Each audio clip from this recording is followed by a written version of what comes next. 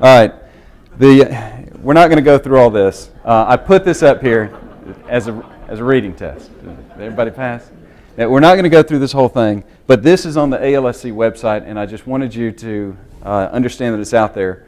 This gives you a pretty good breakdown of who ALSC is, when they were started, how the Department of Commerce actually is involved with the oversight of the ALSC program. This is alsc.org, so if you want to get some more technical information about this, feel free to check this out. It's good information. But getting back to this ASTM standard, D1990-07.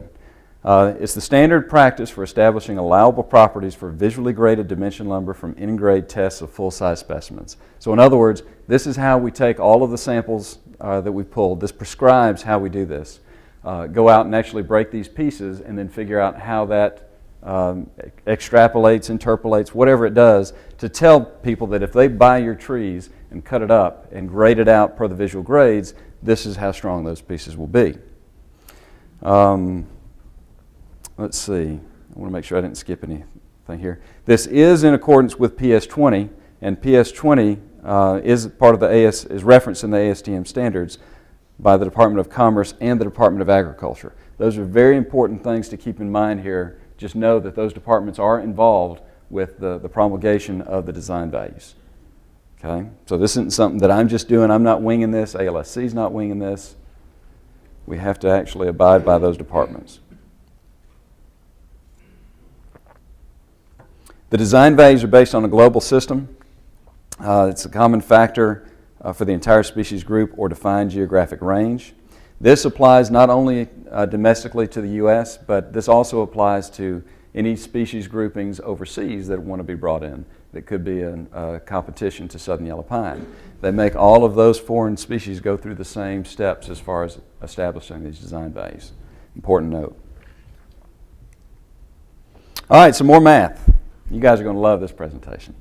All right, the ASTM D1990 standard, it's made up of 6 grade cell combinations. So you take 3 of the width cells. We're testing 2x4s, 2x8s, and 2x10s. Within each one of those size cells, we're pulling 2 grades. So we're pulling select structural, which is the highest visual grade for dimension material, and we also pull a number 2, which is the average grade out there. Most pieces out there typically will grade a 2 or better. So we're getting 360 pieces each for every test that we do for each one of these size and grade cells. Now, to make it even more of a hassle to try to get all this accomplished in a short period of time, we're doing 3 tests per each one of those cells. So for bending, tension, and compression, we're going to take a full 360 piece cell of select structural, of number 2 in 2x4, of select structural and number 2 and 2x8, of select structural and number 2 and 2x10 for all of those. So 8,640 pieces are going to be tested ultimately, or have been tested recently to establish design values. Now, once you've tested all those pieces, those 8,640 pieces, you boil them all down into a central common 2x8 values. I don't know why you do this, but you do this. That's what the standard says. So those sizes are then, once you've got the common number, they're extrapolated down to a 2x4 and all the way up to a 2x12, and they're also taken in between the grades. So in between select structural and number 2, they find out what the average is for the number 1, and then below the number 2, they push it down to a number 3 as well. So we don't go out and take 2x4, 2x6, 2x8, 2x10, 2x12 from each grade, select number 1, number 2, number 3, and test everything. Because there are more grades than that too, but those are the most common ones that you're going to see down here in the South. So they have to have a way to get a cross-section and make it apply to all of those grades.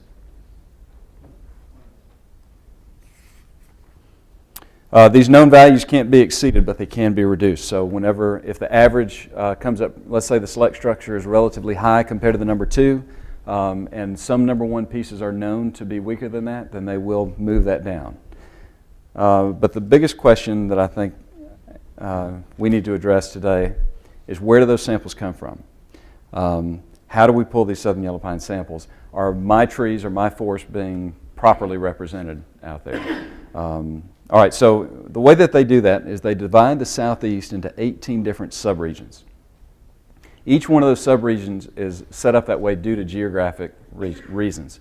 I didn't put this graph in here, but it might be based on the Appalachian Mountains. It might have a common theme under the fall line of Georgia.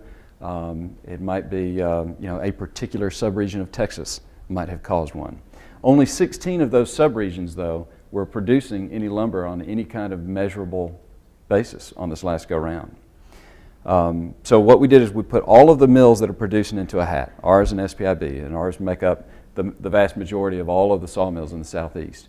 We figured out how much of each subregion was producing. So let's say that the subregion we're standing in was producing 10% of all the material of southern yellow pine. Then we would go back and we would pull 10% of those 8,600 pieces that we talked about. We would pull 10% of our sample from this particular region. That way, those areas that are producing the most, growing the most trees and harvesting those and making the most 2x4s through 2x12s are going to be represented the most. That's what I mean when I say that the samples are pulled based on relative percentages. All right, so why are the design values changing? How do we get to where we are now? In 1991, SPIB published the design values based on the newly approved at that time ASTM D1990. They're very creative when they name these ASTM standards. In 1994, SPIB began a resource monitoring program to obtain a transverse vibration E. This is the MOE that I was talking about. And basically, you have a couple of tripods. You take a 2x4 number 2, put it on those tripods. There's a load head on one of the tops of the tripods. And you basically bounce the piece, and it will read that transverse vibration. And there's a correlation between the transverse vibration of a 2x4 number 2 and its bending strength, that F sub B that we talked about earlier. Okay, so they were doing that 400 pieces a year on 2x4 number 2, and everything was rocking along just fine. In 2010, SPIB asked Timber Products, SPIB is Southern Pine Inspection Bureau, I'm sorry. They asked TP to assist in performing bending and tension tests on a small sample of number 2 2x4 as a result of anecdotal reports from outside sources noted low stress values. Okay, so there was an impetus that got them to start acting on this. Once they realized that, hey, there could be an issue where some of these pieces may be breaking not only lower than what they should be, but lower than the design values, that's when they started looking more closely at this and they asked us to help participate. So we did. We worked with SPIB. We went out, did a same percentage-based sample from all the sawmills in the Southeast, and those results came back. They came back pretty low. They showed that the 2x4 number 2 was about 30% weaker than what the current published design values were, or that the design values should be 30% less. So in 2011, SPIB asked TP to assist in performing the full ASTM D1990 standard, which is the full 8,000 piece test, and we've done that. We went out with SPIB. We had an SPIB representative, a TP representative. We went to all of the mills that showed up on a random basis in each one of the subregions, pulled those samples for bending, pulled them for tension, pulled them for compression, took them back. They tested the bending and tension. We tested all of those compression pieces, and those results came back.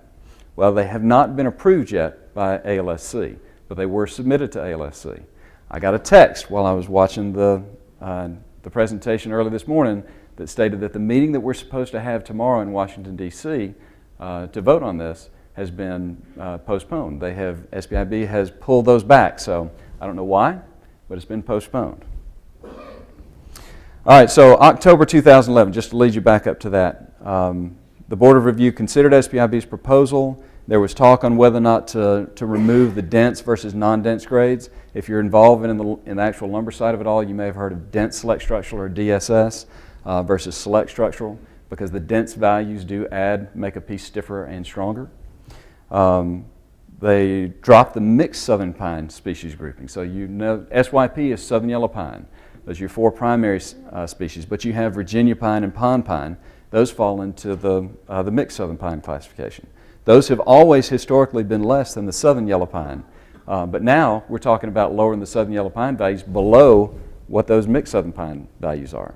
Those mixed southern pine values were decided just to be brought down equal for the time being. You may not like that. That's not my decision, but that's what they chose to do. So the Board of Review heard public comment and asked for additional comments in January of 2012. More current events. We're still current. They didn't actually vote on that January 5th meeting, but on January 11th and the 12th, that's when the Board of Review actually came out and proposed to adopt the lower design values for the 2x4 number 2 and lower grades. No other sizes were changed at that time. And the reason only the 2x4 number 2 was decided to be changed was because that was only that small snapshot that we had tested for the first go round. We've now completed everything else. So in March 9th, the Board of Review did accept the proposed design values for the 2x4 dense and non-dense. That's good news. On June 1st, that's when the design values for 2x4 number 2 and lower grades were actually put out there. Now, what does that mean to somebody that we've put new design values out there? It doesn't mean a whole lot to you unless you're actually designing something based on those design values, because now the question is, if it's, let's say it's late in May, and I'm building a truss, or I'm building a house, or I'm building an apartment complex. Well, I know that today these design values have not been lowered. So what about June 1st? Does that mean that my building code official is going to come in here and say, oh, it's a new day, this stuff's 30% weaker, what are you going to do about that? There was a lot of consternation about that, and nobody knew what was going to happen, but that date came. I had a total of 2 calls that day about the design values. Haven't heard anything more about it since. So the building code officials out there are figuring out ways to do this. The truss officials are figuring out ways to implement that. Now, I'm not trying to belittle that by any means. I know there have been a lot of meetings, such as like the Structural Building Components Association. They've been holding a lot of meetings about how we can effectively implement these changes in the design values. So that's a good news side of this. That's my good. Let's see, July 18th, the SPIB Technical Committee reviewed the complete test results. These are all of the 8,600 pieces boiled down to it. The values appear to be a lot better than the 30% drop that we were forced to take in June. So the 2x4s are still on that low end, but that was one of the, as canaries go, that was a weaker canary. So the 2x10s, the 2x12s, they're looking like they're not going to drop near as close to this. There were actually a couple of values in tension that look like they may go up a little bit. But overall, we still expect to see some drop in design values.